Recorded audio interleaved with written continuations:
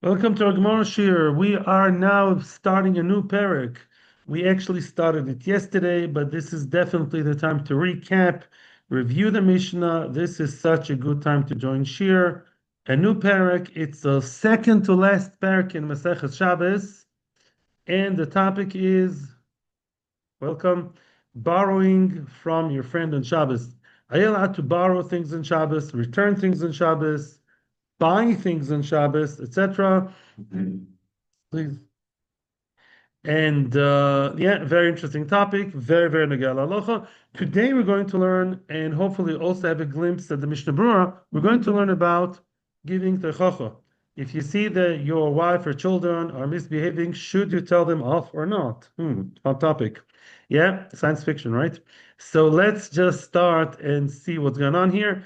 This year, like every other year, is for the Ilu Neshama of my father, Menachem ben Akiva, and for the Hatzlacha and Hatzala of all of Klal Yisrael, specifically the hostages. May Hashem bring them home soon. Yeah. Okay. Says the Mishnah, Shoyel Odom B'Chavero Kad Yain V'Kad Shemen. A person is allowed to borrow from his friend on Shabbos jugs of wine, jugs of oil, ubilvad, providing Shelo Yomer Lo Halveini, as long as he doesn't use the word Halveini. Yeah, don't tell him Halveini, tell him Hashileni. So this needs a lot of explanation. Actually, I'm glad that we're recapping the Mishnah, because I saw some more Mefarshim meanwhile. First of all, the Ritva says here, Tosas read also, we're not talking here about borrowing. Although shoyel and loiva means borrowing, we're talking here actually about a person buying. Why? If you don't have wine or oil to give back to your friend, you're going to give him money. And the end of the Mishnah actually does talk about a situation in which you know you're going to give him money. So here we're talking about actually buying in the middle of Shabbos stuff for the need of Shabbos. You need wine right now for Kiddush. Your neighbor has wine. You may not be able to give him back the original wine at all, and you are really getting wine, which eventually you will pay for, as we see at the end of the Mishnah. Even that's allowed. Why is that allowed? Although kinyan, mekach, memekar, buying and selling and purchasing is not allowed on Shabbos, as our good friend Tzvi said yesterday, because you may come to write. That's true. However, here there's a double safety mechanism. We don't call it buying, we call it borrowing. Okay, so that's better. Because when in your mind you're not buying, you're borrowing, you're less likely to write down anything. Plus, when you say the word shoyel as opposed to loive, and the Gemara will explain why, the term shoyel does not make you feel like writing down that I gave him so and so. If you say halveini, halva, that would make you, yes, cause you to write down the details, which is a problem. By the way, I'm jumping the gun a little bit because it's a shir in English. It says in halacha, what do you do in other languages? There's no difference between shoyl and malve. The Shulchan Aruch already talks about it. Shulchan Aruch, Ramo, there. So they say, just say, give me. You can't say lend me. You should say, give me. Can you please give me a carton of milk? Tell your neighbor on Shabbos. Need your Shabbos coffee? So don't say lend me. Say please give me, because giving is not lending. So make some kind of shinui in the language. But we're going to get there. Continues the Mishnah. A woman, similarly, a woman may borrow from her friend loaves of bread. Why is that a chiddush? So first of all, the Gemara will explain that there's an issue of ribis over here, which we're going to discuss later. But the Ritva is already jumping the gun. The Ritva wants to give us a chiddush here regarding Shabbos. And he says, a woman borrowing from her friend loaves of bread, so one would have thought that it's always osur. Why? Because women, when it comes to food, women being the one running the kitchen, women are more kapdonios. Women tend to be more particular about lending and giving when it comes to the food. I assume because they're on the show, they're on the kitchen, they know that they need it for the other recipe for tomorrow. So basically, although a woman is more makpid on small amounts, so maybe a woman would never be allowed to lend because she may come to write it down. Kamash Malan, that as long as she doesn't say the word halva, it's okay. Men and women are equal because at the end of the day, we're not choshesh, and as long as you don't say the word halva, you're fine. Now continues the Mishnah. Yeah. Continues the Mishnah, "V'im eino ma'aminoi," if the person does not believe his friend, he says, "Listen, I'm lending you wine or selling you wine." Don't say the selling word. Shh. You should say, "I am mash'il you the wine." But still, I don't know if you'll give it back. If you'll give me back the wine, you're a new guy on the block. Yeah, I don't know, or maybe an old guy, and we know you already. Yeah, who says you're going to give it back to me? I need some kind of collateral. Then maniach telisa etzloi. Then the borrower of the wine or the oil or the milk or the whatever the chalas can put his talis, meaning his garment, his valuable object, in the house of the mash'il as a collateral. The oisei mecheshbon lachar Shabbos. Oh, this is a ritzvah's proof. You have to make a cheshbon after Shabbos, meaning I don't know how much the wine costs, and I'm not allowed to tell you.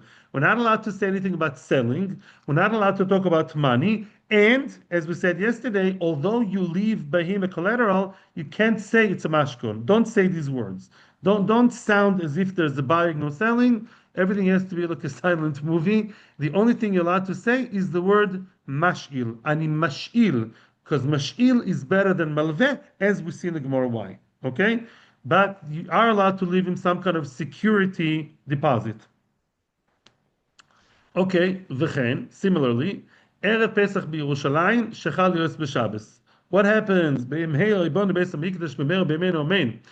to be in Yerushalayim. Let's say Erev Pesach is Shabbos. Very, very busy, crazy day. Erev Pesach shechal b'Shabbos. Now, you forgot to buy already your Korban Pesach from before Shabbos, and Shabbos is the Erev Pesach, the day of the Korban. Oy vavoy, you're supposed to be in Korban today. Oh, the pressure, crazy. And you don't have one. You're in Yerushalayim, obviously, together with all the other good Jews. And there's a guy there, like many other people in Yerushalayim, who's a soicher behema. He's a merchant of korbanos, of behemoths. You are allowed to, what are you allowed to do? Not buy, not be loive, but shoyel. You're allowed to be shoyel the sheep, although it's not really she'ela. You'll never give him back this sheep. Hopefully you'll shecht it, right? The koyanim will, right?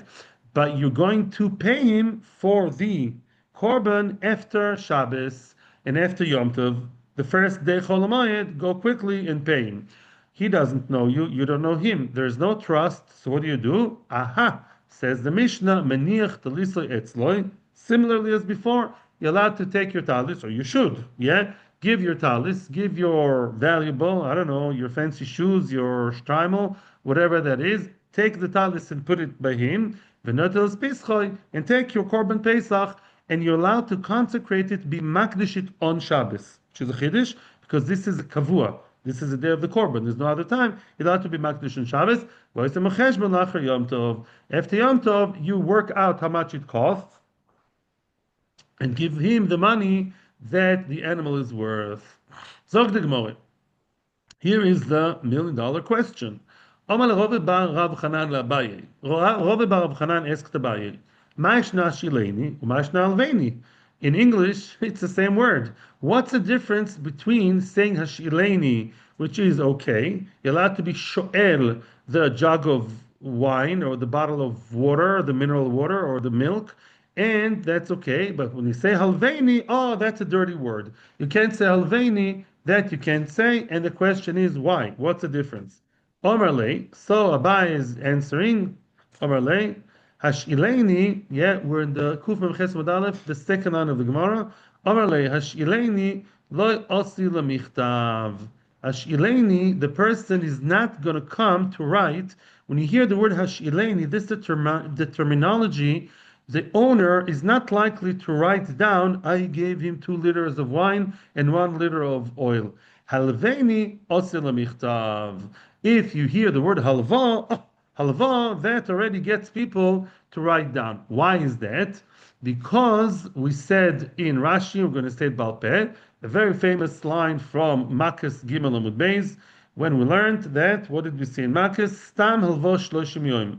Halva, as opposed to she'ela, is a long-term idea. Halva, by the way, is usually used for money, and she'ela is usually used for other things. That's in modern Hebrew too. Money is a bigger business. People need money for a long time, for whichever reason. So now, when you hear the word halva, that triggers you to understand, This guy is not exactly intending on giving back the wine or paying for the wine, yeah, until at least 30 days, right? Or longer, right? And therefore, 30 days, that's a long time. He may forget. Oh, he may forget. I better write down, yeah, that I gave him so and so amount of wine. And that's what's a problem. Straight and simple. Frag the Gemara, 1 second. Frag the Gemara. Oh, give me a second. Okay. So now, frag the Gemara, it's okay. Frag the Gemara, v'ha, still a question of Rov bar Rav Chanan. Kevin the Bechol, even during the week, zimnin the baile memer le halveni. Sometimes the person wants to tell the other one, the borrower wants to tell the lender halveni, and by mistake, v'amar le hashileni. And he says hashileni, right? Okay. He uses the word hashileni, okay, although he means to say halvein, which is long term, he gets confused between the terms. Velo kapi diluye, although he says hashileni means give it back straight away. Halveini means give it back in 30 days. The person is not makpid. Hashileni, yeah, hashileni means what? Hashileni means right away. And he's not makpid. He doesn't mind if it'll be 30 days, like the original idea of Halveini.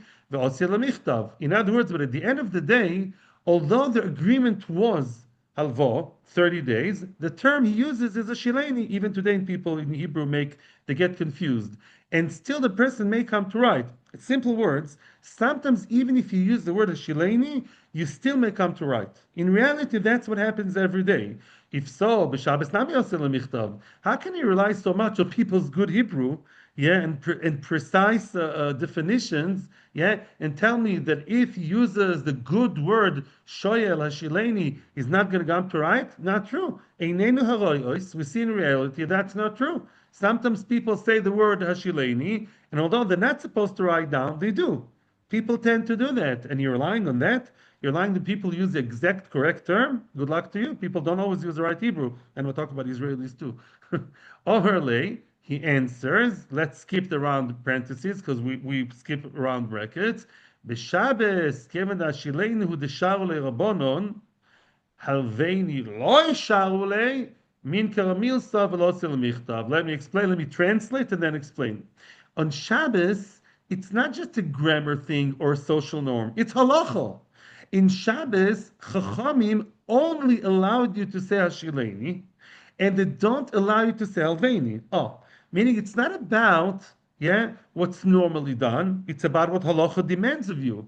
People go to shir, they go to a shir over here, they go to shir halacha, they go to shir, and people open Shulchan Aruch. Jews like to learn Torah, and people know the halacha. You're supposed to say Hashileni and not Halveini, and they think, why is that? We see that on Shabbos we only use one term and not the other. Then minkara milsa, that alone causes the person minkara. Yeah, it's almost visible, it's palpable that there's a difference. It's significant. And therefore, because of that, he's not going to come to write. Let me redefine it for you. Sometimes halacha responds to reality. Sometimes halacha creates reality. Here is the second case. Here's the latter case. Yeah, get what I'm saying? Here, because halacha says, listen, on Shabbos you can't just get confused and use whichever term you feel like and then write Shema. No. Chazal told you you're only allowed to use the term which is the correct term for short-term loan, which is what? Which is hashileni, and you're not allowed to use the term halveini, which is long-term. If I know that I'm not supposed to use the long-term term, then I also know not to write. They come together. I realize I should view this as something which is more light, frivolous, short term, and that itself will cause me not to write, will prevent you from writing. That's the idea. That's the idea.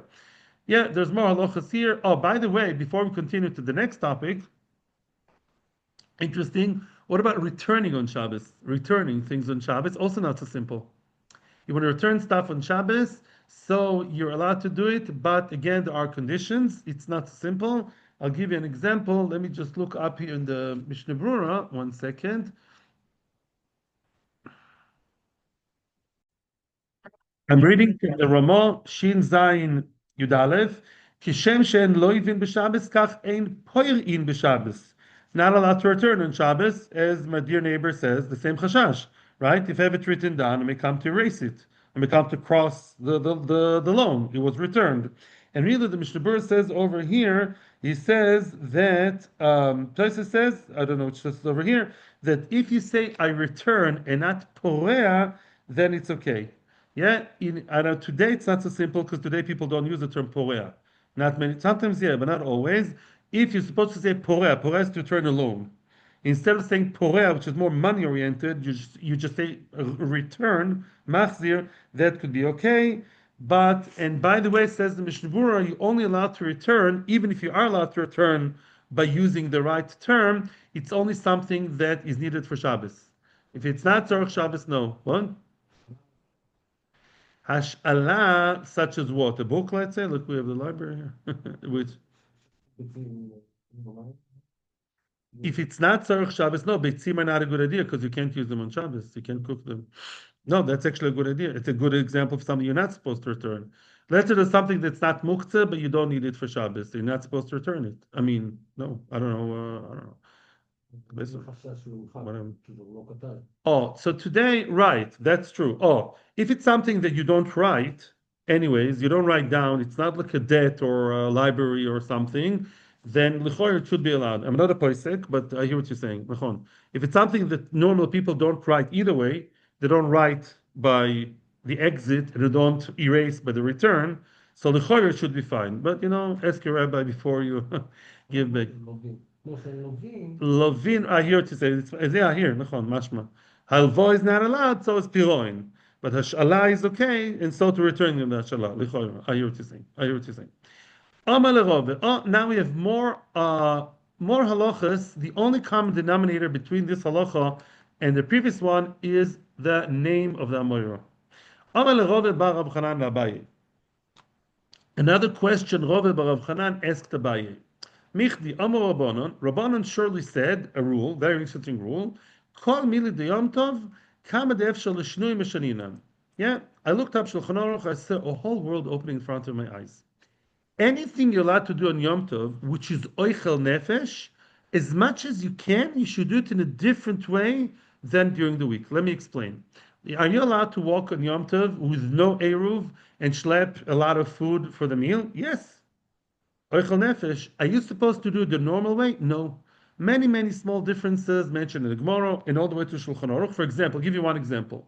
Let's say you take a nice sack full of, I don't know, potatoes. You're allowed to. It's Yom Tov. Don't schlep it on your back like in a backpack way, like like a porter, like a schlepper, like in a shtetl, right? People are in third world countries, right? People schlep it on the back. It looks like chol. It's more like something that's more derechol. You're supposed to hold it in front of you, which is a bit more elegant. Yeah. In other words, even those malachas you do during on Yom Tov, which are oichel nefesh, try as much as you can to have a different feel for these malachas. Many times it's just a matter of uvda dechol, yeah, marisain, uvda dechol, these things. In other words, the way things are done in Yom Tov should not feel like a weekday. You can walk down the street on Yom Tov and it feels like a weekday, right? People are cooking, people are boyer, people are carrying, and you think you're in the middle of Manhattan. What's going on here? Yeah. Therefore, even those actions, all kinds of many, many cases, those things should be done in a way that's a bit different. Yeah, don't schlep something with a moit, schlep it with your hand. There was one case, and not with a stick. Yeah, do it in a way that's less professional, less choshuv. Yeah, do it in a way that's more by the way, less into the malacha like a weekday.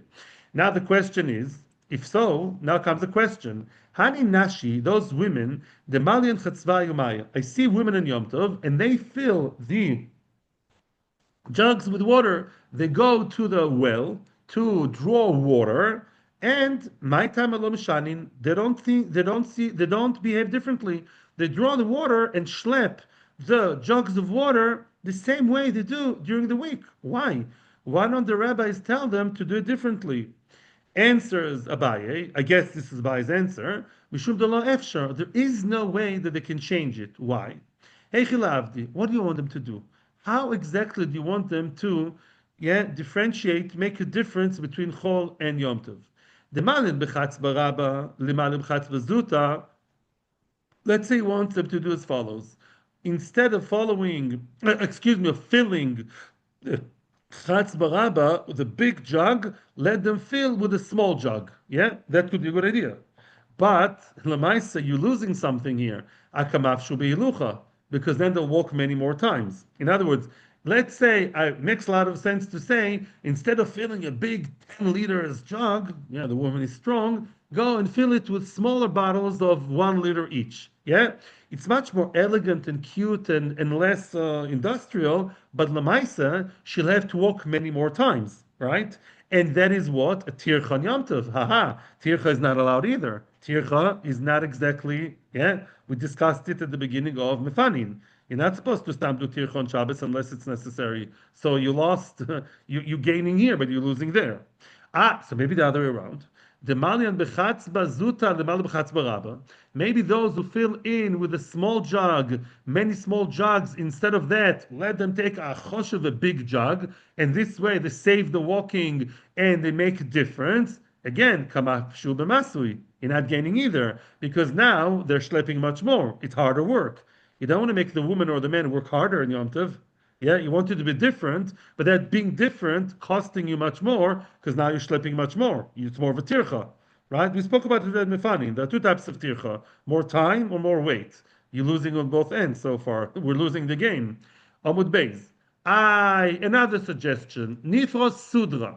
Maybe in order to make it a little bit less evident, less in your face, let them cover the water with a scarf, a fabric, cover it to make it a bit different than a weekday. That's not good. Also, de schita, very likely, yeah, that fabric, that textile piece will fall into the water. The lady is not interested in that. What will she do? Khalila, she'll come to wring it and squeeze it out. Isel doraisa. That's not allowed in Yom Tov.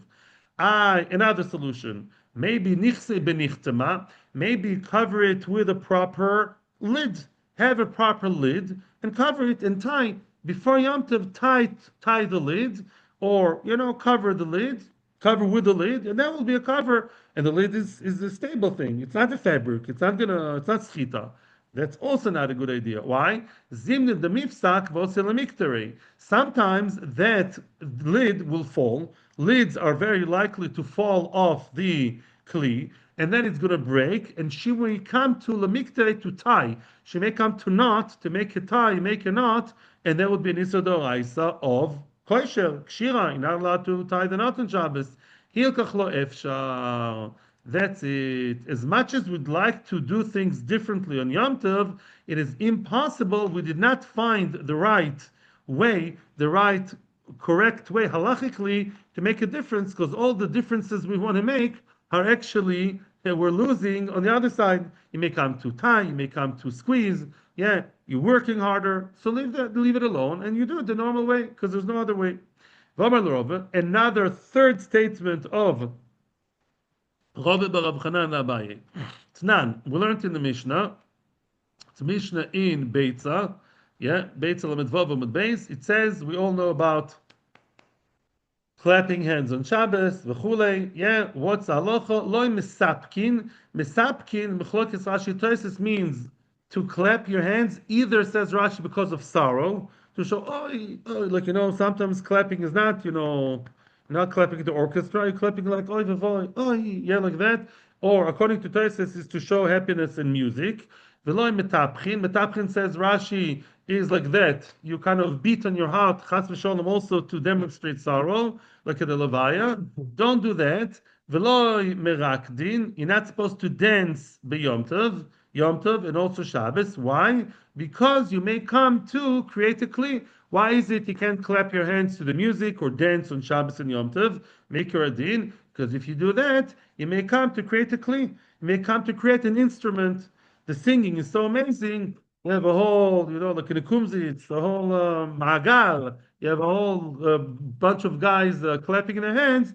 It's so beautiful, such beautiful. What's the next thing? You're going to take a stick from the ground, muktzeh, and start shaping it just a little bit. You over makabepatish. Very easily can make a very, arbitrary kind of drum, and you over Yisodoraisa makabepatish. It's not so hard to create a kli. Tosfos does claim that it's hard, and he has lamaisa, halacha lamaisa. It's not also because you may come to create a kli. That's how we paskin. And now the question of Rava bar Chanan again is the kachazin and the avdin. We see that people do that. We see that people actually they do clap on Shabbos and Yom Tov, and they dance on Shabbos and Yom Tov, and nobody tells them anything. I see even the Rabbanim are keeping quiet. Nobody's telling them anything. Is there no mitzvah of techocha or of rebuking? So now he's responding. Abaye is retorting and saying, "V'lataymich." According to you, had the Omar Rove. Rove says, yeah, or Rabba, he says the following: Lo leitiv inish apuma delechia. A person should not sit on Shabbos, not Yom Tov, on Shabbos by the end of the Mavui. Remember, we have this story many, many, many times in the Gemara. You have a Mavui. What's a Mavui? It's a small street which has an Eruv. In that street, you're allowed to carry. It has Eruv, like today. There's Eruv all over, Eruv with the bread, and Lechi, Koiro. But that small street, which really has a loch of Shosei its own Murav, is open to the big wide world. It's open to Broadway, Fifth Avenue, yeah? It's open to a big street which has no Eruv. Maybe those streets I mentioned have an Eruv, I don't know. It's open to some big street, yeah, with no Eruv, okay? And of course, it's a Reshus Harabim. And if you are sitting at the Lechi, Lechi is exactly the borderline, it's still inside the Mavui, right? But Lamais, it's very, very scaringly close to Reshus Harabim. And people are not supposed to sit there, over there, holding a kli in their hands, a jug or a baseball, whatever they're holding. Don't sit there holding something. You are very, very near the danger zone, the red zone over there. Dilma maybe miganda lechefetz. Maybe the object they're holding may roll out and out of control, may roll and fall into Reshus Harabim. You may come to take that without realizing, because you don't realize where you are, Bichlal, you're so close to the border, you may come to take the ball or the whatever you have, or the jug or the baseball bat, whatever you're holding, you may come to do what? To take it from Reshus Harabim and pick it up and bring it to your Me'urav street, which is Reshus Yachid, the Oraisa, yeah? So don't play with fire. Okay, that's a clear loch of Rava. By the way, we had it before in Daf Kuf Mem Aleph. Frekt Rove, meaning Rove Barav Hanan is asking, Va'akachazinan, we see not Nami but Nashi, women, again women, it's a lot of women today. Kachazina Nashi, we see women, the Moit Vichatzvi, we see women who sit, the Moit, they're holding, they're like Meyashev, the jugs, V'yatva Nepuma de Nevua. We see women holding the chatzvi, their jugs, the jars in their hands, and they're sitting in that very dangerous zone. We don't tell them anything. I see all the Rabbanim, all the Choshev Avrechim walking down, and these women are over Isser de Rabbanon, and nobody's telling them anything. How do you explain that? Yeah? Ella. Therefore, we see that it's not a mistake, it's an agenda of Chazal. Famous line, Hanach Yisrael, leave Yisrael alone.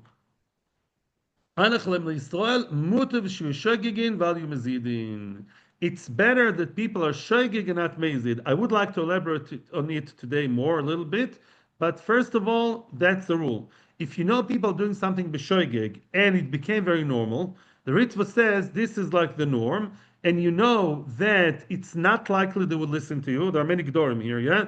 It's not like we never tell people off. But if you know that this is shoygig, it's quite common, and what you tell them would sound to them like a frumkeit, like some crazy, you're crazy, fanatic, Haredi, what are you telling them not to do? And therefore, it's better they'll be shagging and not mazid, because if you will tell them, they'll become mazid. They'll become informed. They just don't know what they're doing. If they will know what they're doing, then they'll become from shagging, they'll become mazid. They don't have the benefit of the doubt anymore, and that's worse. Of course, this rule sometimes applies, sometimes doesn't apply. I'm actually, bli neder, if we have time, I'll read some from the Mishnah Berurah, but this is what we're saying so far, but the Gemara did not yet finish. Savo mino. Upon hearing that, what Rava Barav Hanan thought, because both examples we gave are what? The Rabbanon. Not to clap your hands on Shabbos and Yom Tov or to dance. This is also also, by the way. To go like this is also also. Yeah, and this, and dancing is also. What about sitting with your jug? Also, but with the Rabbanon. The Rabbanon is one thing. Aval b'dorai saloi. If they're over Isadoraisa, let's say a person is over Isadoraisa, then you're supposed to tell him because it's much worse. Isn't that so? Maybe the rule of let him live in his own lala land, in his cuckoo land of Shogeg, maybe it does not apply to Doraisa. Loi velohi, that's not true. Not true. Loi shna b'Rabbanan v'lo shna b'Doraisa. Both Rabbanon and Doraisa, you're not supposed to tell people off if you know that they won't listen. They will just become worse because they'll keep doing what they're doing with the knowledge that you told them that it's also, it also applies to the Oraisa. Whoa! How do we know that? What's the proof for that? Because look at the following case: Yom Kippur, Yom Kippur, Tosefes Yom Kippurim, Tosefes Yom Kippurim Deoraisa, which means the concept that Yom Kippur doesn't start on the dot of Tzeisek Rechovim or Shkia Mitzad Sofek. Yeah, we all know Yom Kippur starts a bit before. It says Me'erev ad Erev Tishbetu Shabbaschem, right? By the way, the Shabbos is learned from Yom Kippur. The whole idea of accepting Shabbos earlier, 20 minutes or 2 minutes or 40 minutes, all these shittas, that's all a derivative of Yom Kippur. Shabbos may be the Rabbanon or partially the Rabbanon, partially the Doraisa. But the concept of Yom Kippur itself being starting earlier than Shkia, that's the Oraisa. It's not written mufurish in the Torah, but it's learned from the Torah. Me'erev ad erev. Oh, so v'kechazinalu, and look what happens in reality. V'kechazinalu dekachli v'shatu. We see women, again it's women. We see women who eat and drink erev Yom Kippur, chi, ad shetechshach. We see them eating until it's dark. So the halacha says doesn't mean dark, dark. It means till Shkia. Because once Shkia, it's already Sofek, Bamish Sofek, the Oraisa, as we'll see later in Mefurash. We'll discuss it later. But the kids they eat till very late. They don't keep the extra time of Yom Kippur. And the husbands, big told me the Chachamim, Tanoim and Amoraim, don't tell them anything. So we see that even something of the Torah should not shouldn't, but preferably, if you know that she won't listen, we're talking about our wives over here, yeah? If you know your wife is not going to listen, so it's better not to tell her off. Just, how do you say, lizrom in English? Go with the flow. Just, let her do what because if you know she won't listen, just let her. We had a Magichir in Yeshiva. Before I'm going to tell you something more important soon, I have to tell you this one. We had a Magichir in Yeshiva, a very choshev person. I don't mention names online, but it's very choshev. It was a brisker. It was mamish very on himself. It was very machmir ba'alocha. Big talmid chacham, very big tzaddik, be'emes, big baldarga, and he was very machmir in halacha, every possible chumrah. Be'emes, he was a very sincere person, not stam. And he always told us when we were like shiur beis yeshiva gedola, we didn't think of marriage. He always used to tell us, when you get married, don't be machmir with your wives. He says, briskers, dafka with the wife, don't be machmir. Don't be machmir. Like he always hammered this into us, don't be machmir with your wife. Sometimes the wife is machmir with the husband. That's another issue. But Lamaisa, he says, don't be machmir with your wife. And this is what we see over here. By the way, the rule of Mutav Shishagin is not only about women, it's also about men, right? It just happens to be the examples here about women. Also, one important rule before we even open the Mishnah Berurah, and I'd like to have a little bit of a look, before we even continue. This is what I started hinting to before.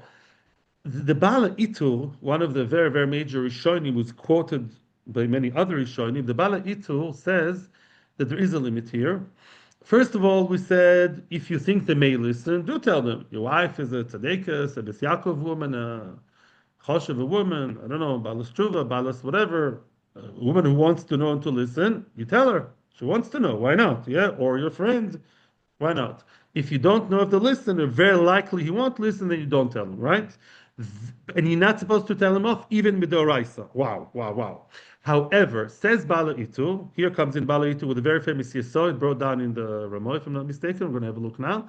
Says Bala Itu, this is not true about something that's mefurash in the Torah. Meaning, there's a difference between something that's deoraisa, and is hinted to in the Torah, it's alluded to in the Torah, such as Erev, yeah? Or something written in the Torah. If a person eats chazir b'shoigeg, you are supposed to tell him, hey, mister, don't eat chazir. Because it says before in the Torah not to eat it. And we assume the person is not shoigeg, not supposed to be shoigeg. Meaning, if this is something that's written in the Chumash, right, nobody can tell you its interpretation. It's written outright, black and white. Don't light Shabbat. Don't lot of Aoesh. Don't light your cigarette on Shabbos. It says it in the Chumash. You probably heard it in the shul. Kriyas Torah. Such a thing can never be assumed to be shoygeg, and therefore, even though it's the oraisa, because it's the oraisa and also written in the Torah, black and white, that thing you always mochiach, even if the person is shoygeg, you tell him that's reality. Yeah, good. Yeah, I know we have to leave because you have more. You need more. Maybe tomorrow we're going to have a big look at the Mishnah Berurah. If you want, bring your Mishnah Berurah. Taf Resh Ches. This time bring 400 and 608. It is Taf Resh Ches. Yeah, good. Chelik Gimel. Mishnah Berurah Chelik Gimel. Taf Resh Ches, which in English is 608. We can have a look tomorrow. And tomorrow we're going to learn about ribis. Very interesting. Okay, today's okay. I think it's time to go because we have to get to shul today. Thank you very much. Atzlocha Rocha, my great friends. Please take something to drink to eat, please, quickly before it's there. Thank you to everybody on Torah Anytime, all our friends over there, all over the world. Thank you. Atzlocha Rocha b'chol inyanim.